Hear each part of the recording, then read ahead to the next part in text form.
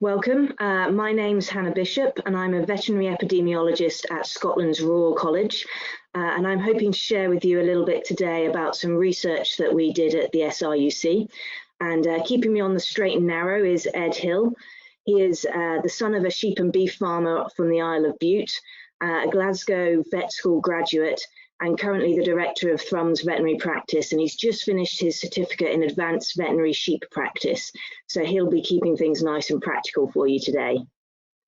So at SRUC, our mission is to be cultivating knowledge. We want to be at the cutting edge of research that focuses on rural, environmental and land-based activities. So that's where the research that I'll be telling you about today fits in and where my job fits in as well. But we also want to cultivate business. So through SAC Consulting, we aim to translate our research into vital real-life support and advice for rural businesses like yours. And we also aim to cultivate futures. We want to bring together our knowledge and our practical skills in training courses that are going to help the next generation fulfill their goals and reach their potential.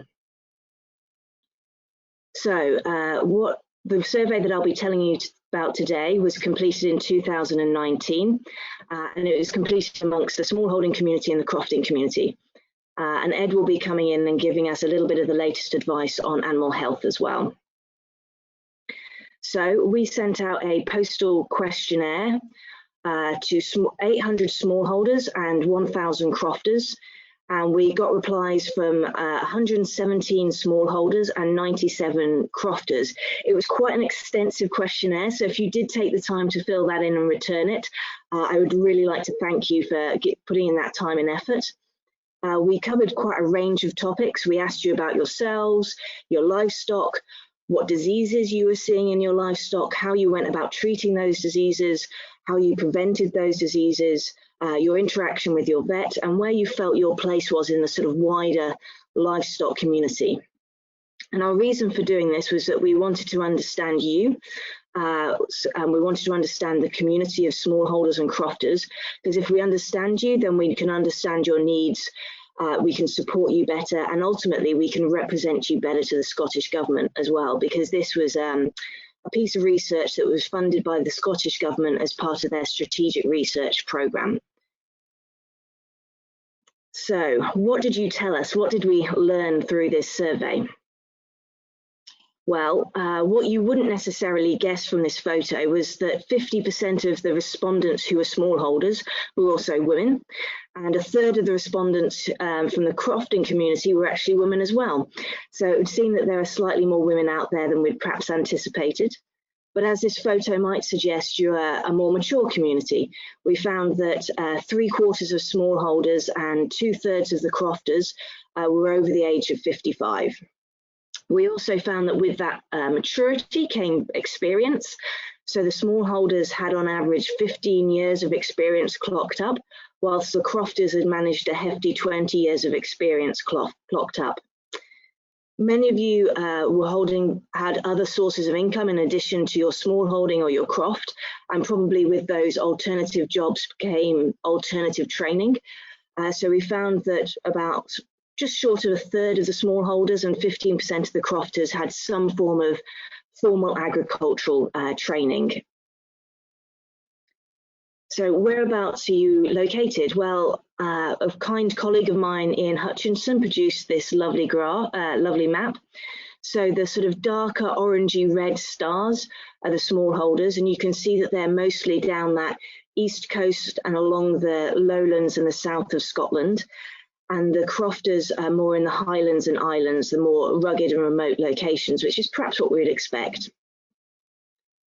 As a veterinarian by background, I was very interested in your livestock. And you can see from this table that the majority of you are keeping sheep and a small number also keeping cattle. In some ways, the two communities, the smallholders and crofters, were quite similar. You both had relatively small flock sizes or herd sizes, although there were a few outliers that had quite large flocks. One of the smallholders had over 600 head of sheep. And both communities were really focusing in on those local breeds of sheep and cattle. However, as would also be expected, there are quite a few differences between the two communities. So it seems that the crofters were more likely to be keeping sheep to maintain grazing. It also seemed that the crofters were more likely to be gaining some sort of income from their croft. One of the responses that surprised me quite a bit was how many of you were keeping your sheep for wool. So roughly 1 in 20 of both communities said that you were using your sheep for wool, which was great to hear. So, I mean, overall, I think I was really impressed by the findings of the survey. They were really positive. In general, you're experiencing very low levels of disease, which was great to hear. The vast majority of you said you weren't routinely using antibiotics, which is probably in part because you're not experiencing a lot of disease. But 80–90% of crofters and smallholders said you weren't using antibiotics orally in lambs at birth. We also found that many of you were trying to prevent contact between your livestock and your neighbour's livestock. And those who were trying to prevent contact between livestock were also generally double fencing their boundaries, which suggests that not only do you understand the importance of preventing contact, but you understand the best way of going about preventing contact, which was great. Lots of you said that you were cleaning the inside of your vehicles once they'd been used for transporting animals. So that was about 90% of smallholders and crofters. But actually half of smallholders and around a third of crofters said you hadn't moved any animals in the previous 12 months. And those who were moving animals generally seemed to be moving quite small numbers, quite infrequently, and usually within the sort of local vicinity of where they lived. And those who were moving animals, about half of you said you were using quarantine when you were bringing new animals in, which again was great to see so many of you taking account of the risks involved in the movement and putting biosecurity measures in place. So it was an almost idyllic image, a little bit like this photo of the West Harris crofting community, which was kindly given to me by Siobhan McDonald. So as a vet, I thought it would be interesting to dig a little bit deeper into the survey and talk about some of the health problems that you were experiencing in sheep. And internal parasites seemed like a great place to start because they're ubiquitous. Doesn't matter where in the world you are, doesn't matter what your flock size is, you're going to experience internal parasites at some point. So the vast majority of you were said you were routinely treating. So 2/3 of smallholders and 80% of crofters were routinely treating for internal parasites, so worming essentially.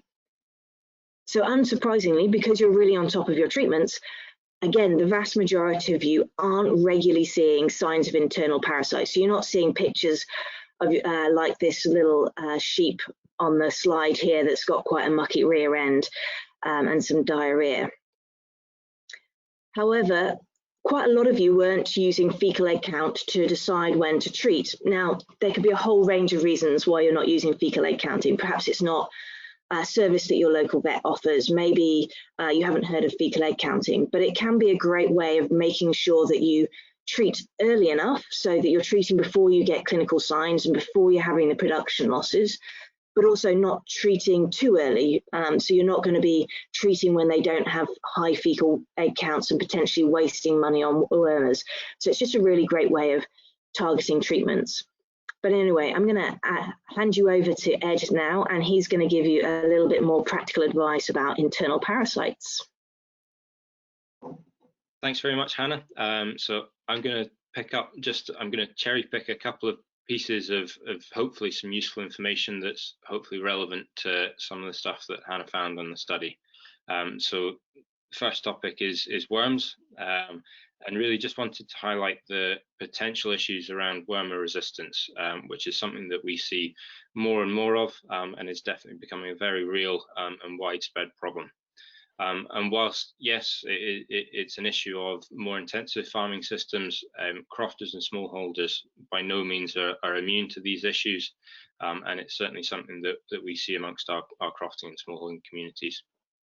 And the picture on the right-hand side of this slide hopefully gives you some indication of the scale of the issue.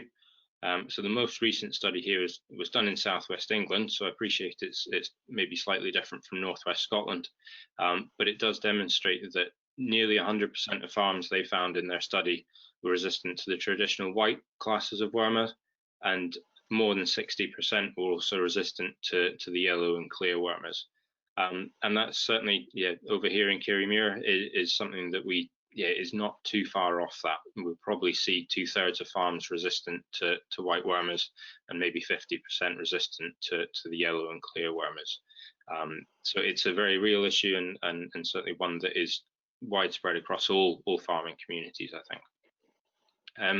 Knowing what your particular resistance status on farm is really important, because if you do happen to be one of these farms that is carrying a wormer resistance or potentially resistance to multiple drugs, by continuing to treat those drugs when there's a resistance problem, potentially make the resistance issue worse, but also will lead to ineffective treatments, and then potentially running into animal production issues if the treatments are not working. And it's relatively straightforward to find out your resistance status. So it needs to be using worm egg counts, as Hannah highlighted. But if we can do worm egg counts prior to treatment, and then follow that up with some post-treatment worm egg counts, we can get a pretty good idea of what's going on in terms of resistance status on your holding. And the other aspect of resistance is that you'll be aware maybe that as well as these sort of 3 traditional classes of wormers, in the last 10 years or so, we do have 2 new classes of wormers, the purple and orange ones, which are licensed as StarTect and Zolvix in this country. And really the message behind these new products is to make use of them now, and incorporate them into your strategies now, and not to rely on the traditional class of wormers until they've stopped working, and then move on to the new wormers.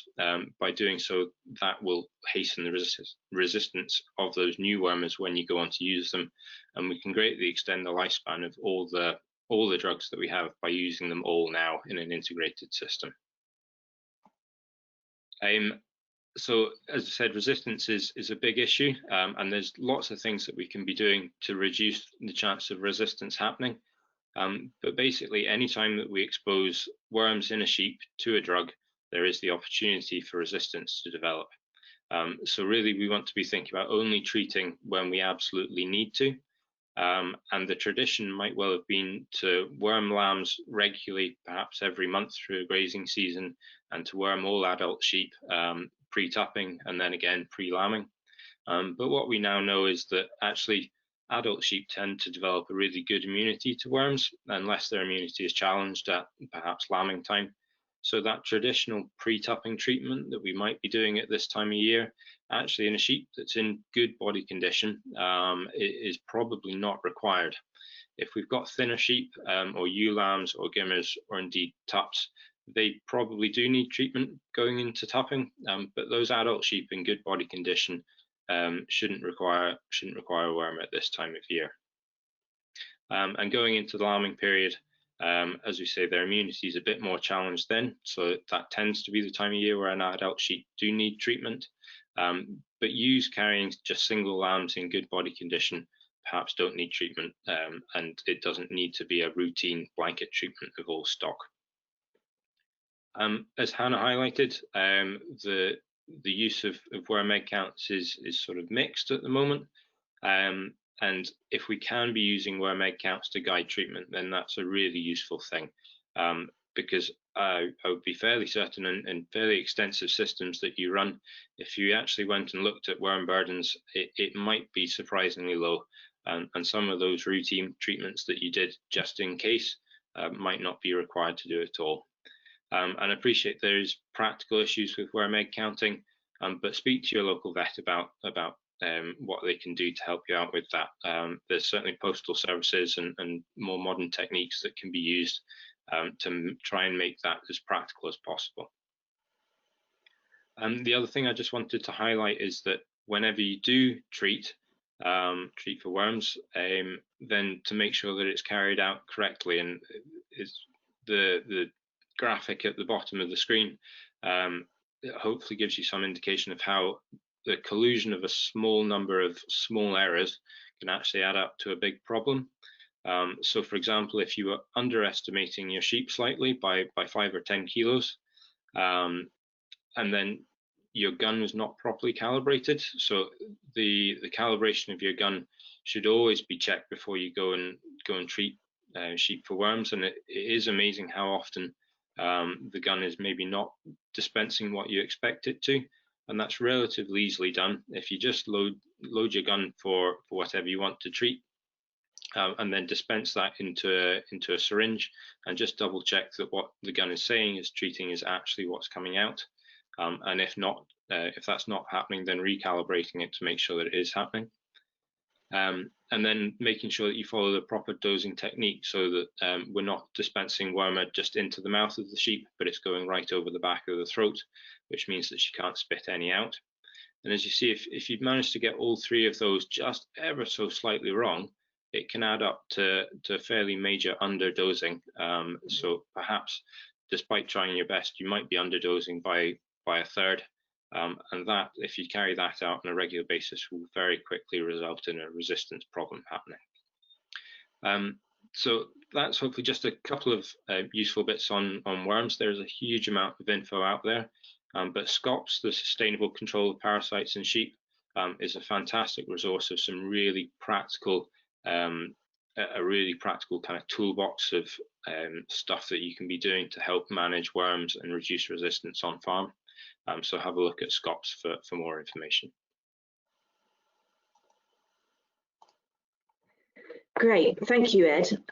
Well, I think we'll move on from the internal parasites to the external parasites, because as I said earlier, 1 in 5 of you are keeping your sheep for wool, so those external parasites are going to have quite an impact on your ability to use the wool. So external parasites was the most common issue that was reported by crofters, and actually roughly 1 in 4 crofters said that they saw external parasites more than once a year. And it may not be literally seeing the parasites, because some of the parasites are so small that you'd need a microscope to actually see them. It may be more a case like in this photo that you're seeing the signs of wool that are left on the fencing from where they've been rubbing. Now, the vast majority of crofters, over 80%, said they were regularly treating for external parasites, and approximately half of smallholders said they were also routinely treating for external parasites. And most of you, over 90%, were using porons as treatment, which again are great ways for controlling your external parasites and making sure that you've still got the wool that you need for that part of your business. But there's perhaps some other things that you could be doing that would also be helping to keep on top of external parasites. So I'm going to hand you back to Ed again, and he'll take you into a little bit more detail.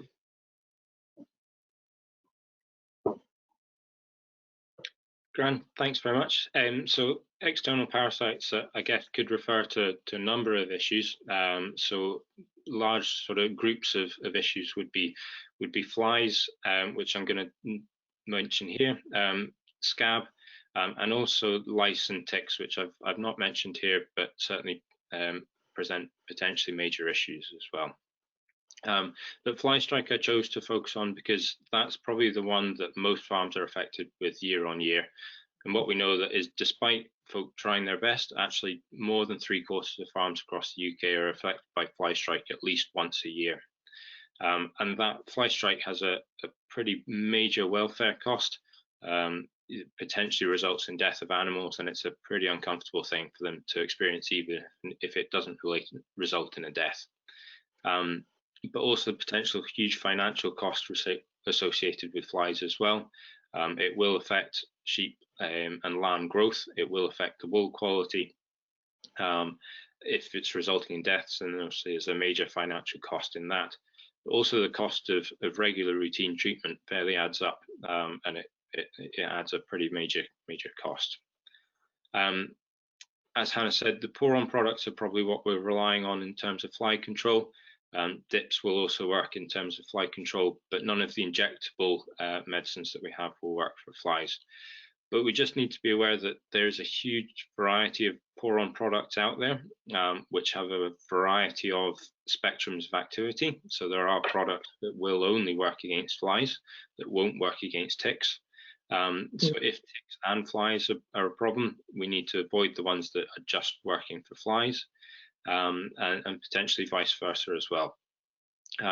They have a again, a wide spectrum of activity. So some will last just as little as 3 or 4 weeks, whereas some, one product in particular lasts up to 19 weeks. So we need to choose the product that's going to treat the problems that we're going to anticipate and also protect us for as long as we anticipate is going to be needed.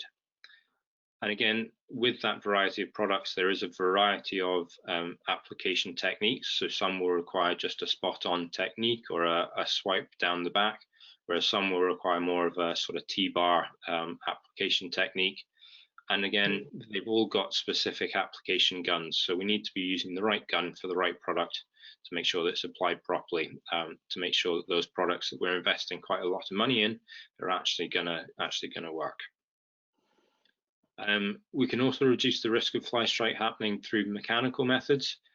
So we can trap flies to reduce the number of flies on farm. We can sort of do things to reduce the fly populations on farm, such as managing muck heaps and prompt removal of any carcasses if there are on farm. But also flies love to go for the sweaty, fecal stained areas of sheep. So if we can reduce that happening, the chance of fly strike happening is going to be reduced. So prompt shearing, not allowing fleeces to grow too long for too late in the season, and dagging and crutching of lambs to reduce fecal staining will help reduce strikes as well. But strikes are also closely related to the DAG score, just how soiled lambs' back ends are. And the two big things that will lead to that being more of a problem are worm control, as we've discussed, and also trace element deficiency. So things like a cobalt or selenium deficiency might lead to more scours and therefore potentially lead to more fly strike issues. So addressing both of those issues is really important. And for more information on flies and external parasites in general, NADIS is a really good resource, and they provide parasite forecasts for a number of things. So moving on to the next slide, what they do produce is a fly strike forecast. And this, you can see, is taken from just last week. So it gives us a 40-kilometer grid square regional forecast risk of fly strike. So you can see that now moving into October, much of Scotland is now moving into low risk. But just a few weeks ago, we were still in medium risk, and indeed back through July and August, we were considered to be high risk. And what we can do is use this resource to allow us to time our treatments effectively. So there are certainly some seasons where we need to be thinking more on the front foot about fly treatment than we might in others. And then also at the back end of the season, we can use it to guide us if repeat treatments are required. So if we'd used a product that lasted 8 weeks and it's now coming to this time of year and we're thinking, do we need to reapply? We can look at this kind of forecasting system and say, well, actually, we've now moved into what would be considered low risk and perhaps repeat treatment is not required. Whereas in other seasons, we could still be in medium risk and it might well be worth repeating a treatment.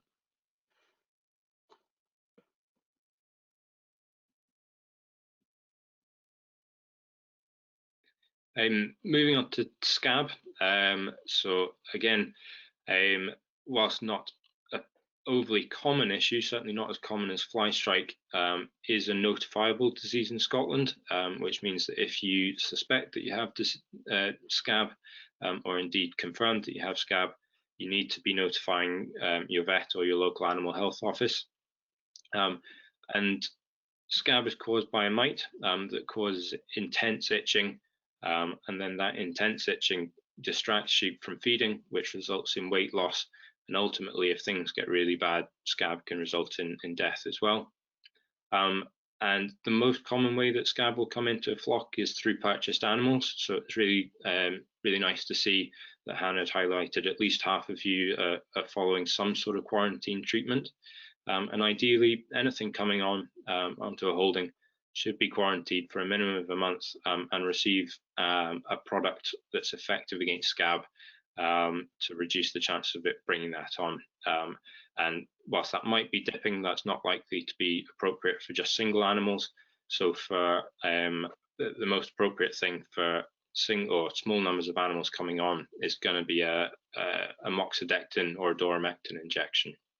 And again, Hannah highlighted how good in general biosecurity seemed to be, that people as much as possible were trying to avoid contact with neighbouring sheep and maintain double fencing where possible. And if you can do that, that's great, and the chance of scab coming in is probably fairly minimal if that's the case. But perhaps for some of the more crofting communities where there is shared grazing going on, if that is the case, then we need to be thinking about coordinating treatments between neighbours, so doing it all at the same time if possible, or as close to each other as possible. And we do, just to make you aware, now have a really good blood test available for scab. So we now can move into situations whereby where we might have been routinely treating and using a product, actually by blood sampling a number of sheep in the group, we can see whether the sheep have been exposed to scab recently, and therefore that can dictate whether treatment is actually required or not.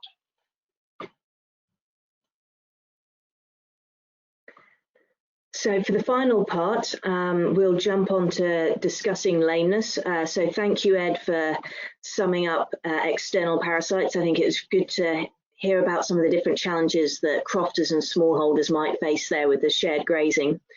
But I think the smallholder community, so the crofters said they mostly experienced external parasites, and the smallholder community said they mostly experienced, or their most common issue health-wise in their sheep was lameness. So that's what we'll move on to next. So approximately 1 in 4 smallholders said that they saw a case of lameness in their sheep at least once a year.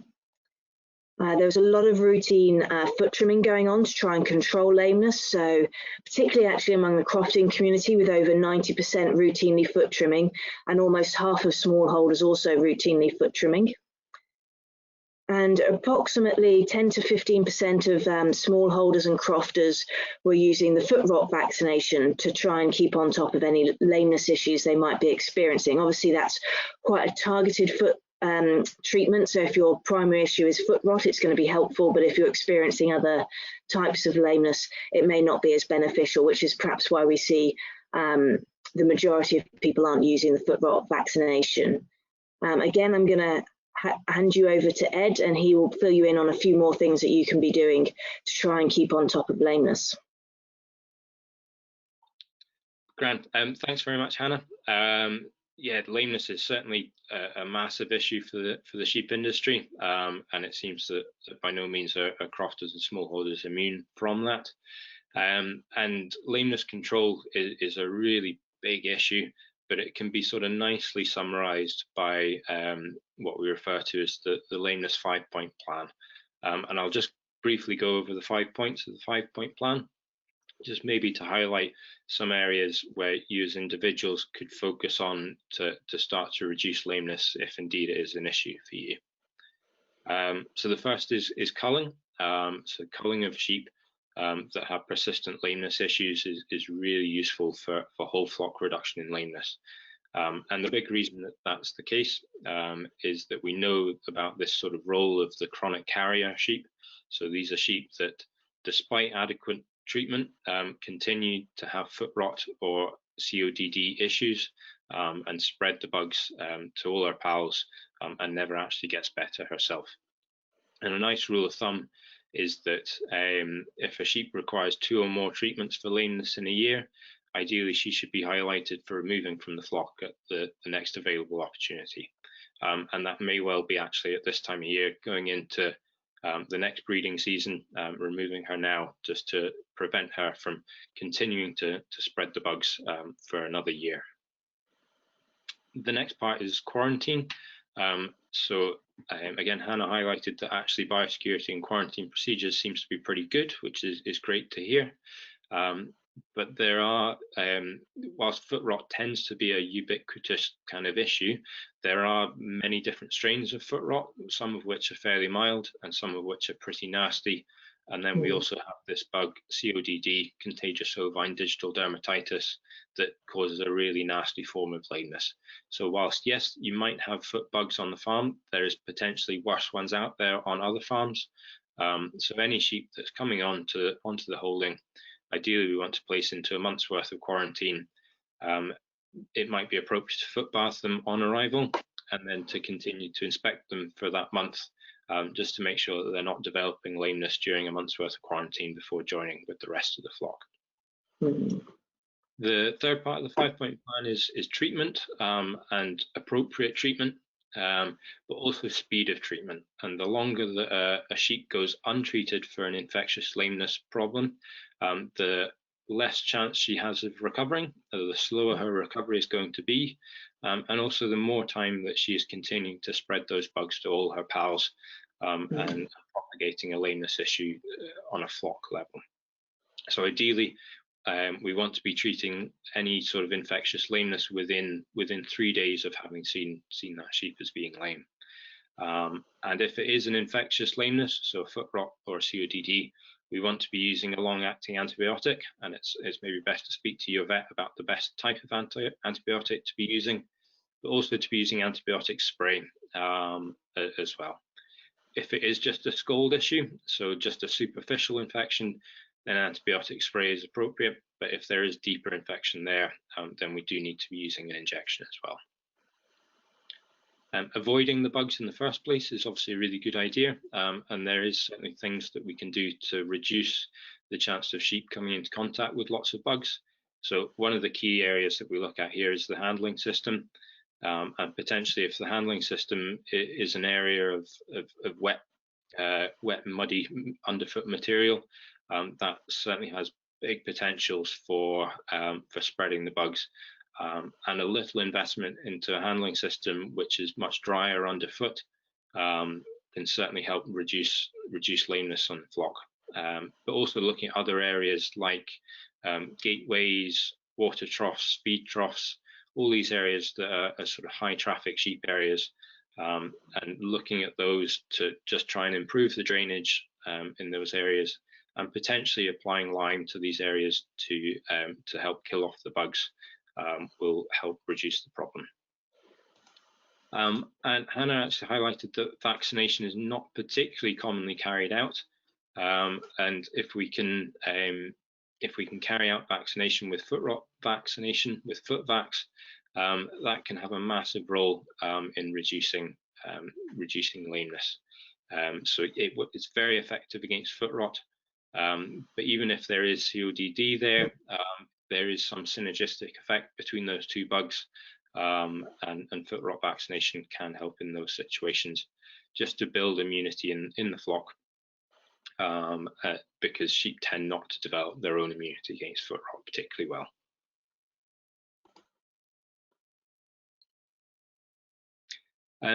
And I just, as a last note on lameness, one of the things that Hannah highlighted is how much routine foot trimming is actually still being carried out on some holdings. And this is one area where actually the advice has just been completely turned on its head in the last few years. And it very much, a few years ago, and even when I started vet school, we were taught how to trim sheep's feet, and that was the done thing. But actually, a lot of research been done over the last 10 years has found that actually trimming of sheep's feet, both routine trimming and also trimming to treat, is actually a fairly detrimental thing when it comes to foot rot or infectious lameness control. And what we know is that routine foot trimming, so that is the annual perhaps trimming of all sheep's feet in advance of breeding, or trimming of all sheep's feet when they're in at the lambing pens, doesn't do anything to reduce lameness. It might make their feet look tidy for a short while. Ultimately, those feet will regrow to where they were. And actually, all you're doing potentially is spreading the bugs from one foot to another, or from one sheep to another through your hands or through shared equipment. So yeah, the routine trimming of sheep's feet is now very much viewed on as not helpful for lameness control. And then when it actually comes to trimming sheep's feet for treatment of foot rot, the old adage used to be that we used to trim back to get the air in, and get all the bugs out, if you like. But there's been a lot of work done on this in the last few years, looking at the effect of that. And the graph on the right is sort of fairly startling, I always think. So this was a group of a few hundred sheep that were all affected with foot rot, and then divided into 4 different groups. And this was carried out on farm. This is real farm data. It's not done in a lab or in a an experimental farm. These were real farms with real foot rot. And they were divided into 4 treatment groups. The first group was treated with antibiotic injection and antibiotic spray. And as you can see, after 5 days, about 70% of those sheep recovered. The next group was then treated with the same injection and spray, and their feet were trimmed. And you can see that actually reduced the chance of them recovering by about 30%. So recovery was now down to 40% by trimming as well. And then you can see that actually the same effect happened with just spraying. The spraying itself for foot rot was much less effective than injecting and spraying. And that gives us some fairly startling and strong evidence that trimming to treat is not a good thing. And the science behind this, if you like, is that when we trim feet, and even if we are being conservative and not over trimming, that act of trimming, as gentle as you try to be, will compress the tissues of the feet and cause inflammation there. And when that inflammation happens, that actually reduces the speed of recovery and therefore prolongs the infection. So hopefully that's just one thing that you can take away from today, is that we can put the foot shears away as much as possible. Would be nice. Well, brilliant. Thank you, Ed. One of the things I love about being a veterinarian and I love about science is we're always learning and we're always improving the advice that we give. Because like you, when I left vet school, foot trimming was still very much on the card. So it's always interesting to hear the latest advice. I also want to just take a moment to thank everybody who completed the questionnaires as part of our survey. And thank you for joining us today. And also just like to take a moment to say thank you for what you can contribute to the livestock industry here in the UK, because we believe that you play a really crucial role. 2/3 of smallholders and over half of crofters said you didn't feel like you were part of the UK livestock industry, and yet you help maintain the rural landscape in the way that it is. You help continue some of the rare breeds that perhaps the commercial farmers have less interest in. Many of you are actually slaughtering your sheep and your cattle, and they're going into the food chain. And as we've seen this year, 2020, the year of the coronavirus pandemic, infectious disease affects everyone. If we get a livestock infectious disease into the UK, which hopefully we won't do, but usually it's a case of when, not if, it's going to affect everybody. It doesn't matter whether you're in Scotland, England or Wales, and it doesn't matter whether you're a commercial farmer, a smallholder or a crofter, your farm will be at risk. So we're all in this very much together. And I think the other thing that we've perhaps learned this year with all the lockdown and the restrictions is just what an impact tourism has on the economy up here in Scotland. And actually, I think one of the things that many tourists come here and love to see is the rugged landscapes that you help maintain, and the local breeds, the Highland cows grazing those rugged landscapes that again you help to maintain. So we think you're an important part of what goes on in the UK livestock industry. So we just wanted to be an encouragement there.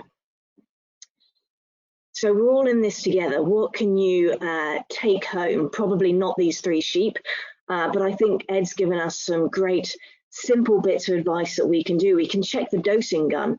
We can make sure that it's calibrated and giving the right amount of wormer. We can check that we've got the right sort of dosing gun for the right sort of pour-on for our external parasite treatments.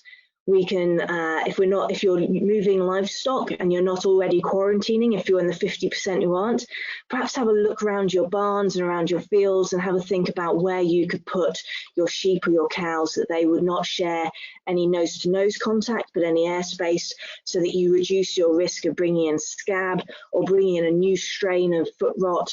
But it's also a great way of preventing many other diseases of sheep and cattle as well, to have good quarantine practices.